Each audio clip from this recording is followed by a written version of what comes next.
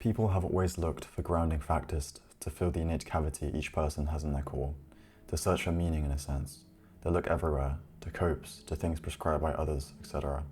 The thing in common with these is they always have a relativity. To be grounded in something unique to your environment is not to be grounded at all. We all exist in unique environments with unique perceptions created through interacting with such environments. For this reason, our ideas, beliefs, and everything we hold true in our hearts are formed through our past experiences and the ones of our ancestors. We could believe anything or be anything if the situation around us was a different way. We like to think that the way we are is in our control, and we create the illusion of self-control to feel like we have chosen our place in the universe. This is a product of the ego. The question then may be, how can you have solidity in anything if you understand that your perception itself and capacity to understand things around you is dependent on factors outside of your control and is relative? I searched into this question myself and found some answers that those interested may find helpful. Each human is designated a fraction of awareness.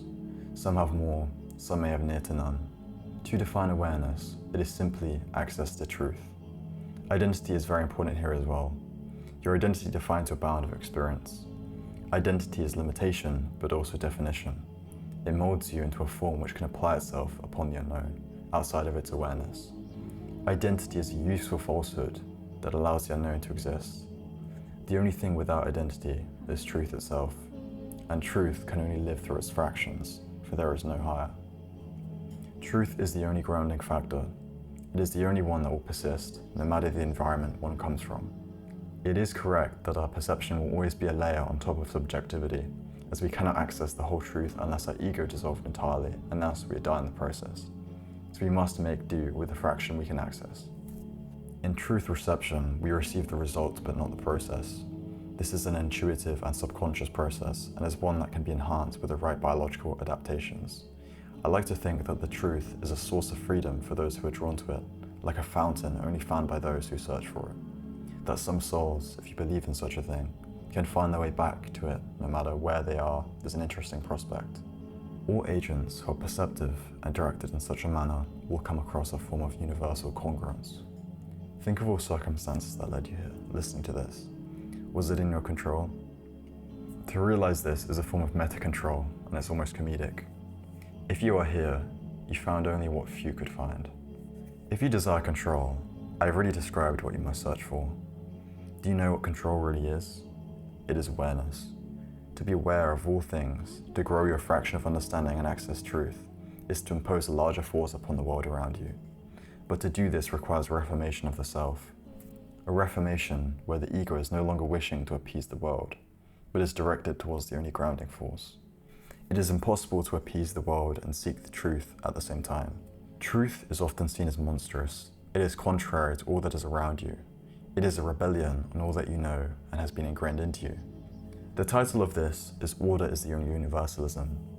Order and chaos are opposites that exist through those in power imposing truth or falsehood on the environment. Order is synchronicity between things. It is harmony, a likeness, and construction of the new in spite of the lesser past. But there can only be a connection between two truths. To introduce falsehood into any relationship, to not present a true self, is to not have a true connection, and this will eventually cause chaos.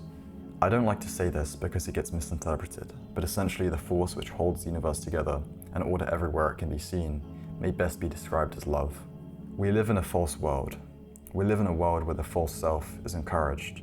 To be real, to speak not only of your mind, but to question the validity of your world around you. To seek the universalism is a difficult process for the old self. It requires giving up what you hold so dearly onto, your beliefs, what you previously thought true, your naivety. It requires a souring of the easy comforts held previous. The typical definition of universalism is to appease the world and its wishes, but truly it is the opposite. It is to understand that most of the world is disordered and shouldn't exist as it is. It is to understand that we accepted a lie for the graces of its comfort.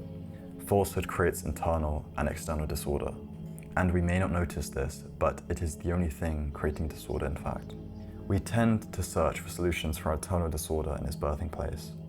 You won't find answers where most look. You'll find distractions and things that make you numb, but you won't find freedom. Because the world does not care for what is true, it couldn't care less.